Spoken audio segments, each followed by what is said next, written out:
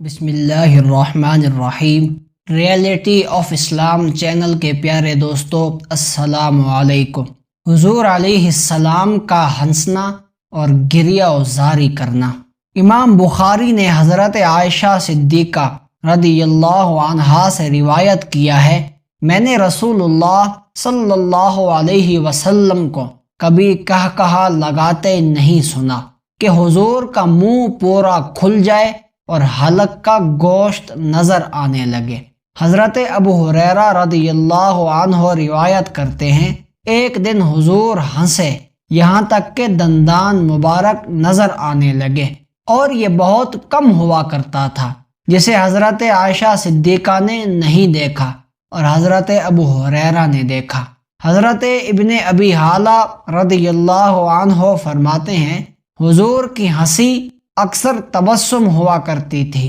حافظ ابن حجر لکھتے ہیں، حضور علیہ السلام کا اکثر معمول یہ تھا کہ حضور تبسم فرمایا کرتے، اور کبھی کبھار ہنسنے کی نوبت بھی آتی تھی، لیکن وہ بھی کہا سے کم ہوتی تھی۔ اور ہنسی میں ناپسندیدہ یہ ہے کہ کثرت سے ہنسا جائے، کیونکہ یہ وقار کو ختم کر دیتا ہے۔ حضور علیہ السلام کے جن افعال کی پیروی ضروری ہے، وہ ایسے افعال ہیں جن کو حضور علیہ السلام ہمیشہ کیا کرتے تھے، اور وہ تبسم تھا اور اونچی آواز سے ہنسنا۔ یہ محض بیان جواز کے لیے تھا۔ امام بخاری نے الادب المفرد میں حضرت ابو ہریرہ سے روایت کیا ہے، نبی کریم صلی اللہ علیہ وسلم نے فرمایا، کثرت سے نہ ہنسا کرو، کیونکہ کثرت سے ہنسنا دل کو مار دیتا ہے۔ جس طرح سرکار دو عالم صلی اللہ علیہ وسلم ہنستے وقت کہا نہیں لگاتے تھے، اسی طرح جب روتے تھے تو آواز بلند نہیں ہوتی تھی، بلکہ آنکھوں سے آنسو نکلتے تھے اور موسلا دھار بہتے تھے۔